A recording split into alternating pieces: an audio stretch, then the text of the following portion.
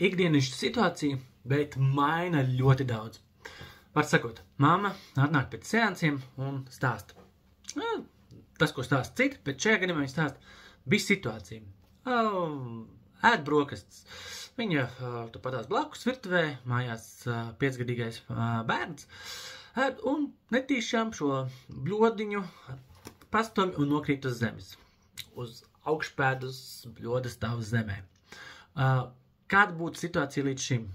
Iepriekšējās reizēs mamma vienmēr, tu nemāki tur to un šito, un iet emocijas mazliet pagājis. Viņa saprot, ka ir mazliet pa striktu, bet viņa saka, tā ir automātika, nevar neko izdarīt. Ja viņš tur to izgāž to putru, makronus pa zemi un tā. Un tas gan izvēl regulāri.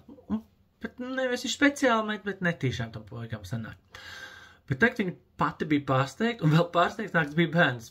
Tieši tāda paša situācija. Makronu bļoda uz zemes, un mammas pirmā reakcija ir, ok, es aiziešu un atnesīšu tev jaunu. Bērns ar lielām acīm skatās uz mammu, jo viņš jau zina tās mammas reakcijas. Skatās uz bļodu, skatās mammu, nav reakcijas. Nav iepriekšējās reakcijas, ir pavisam savādāk, ir mierīgāka reakcija.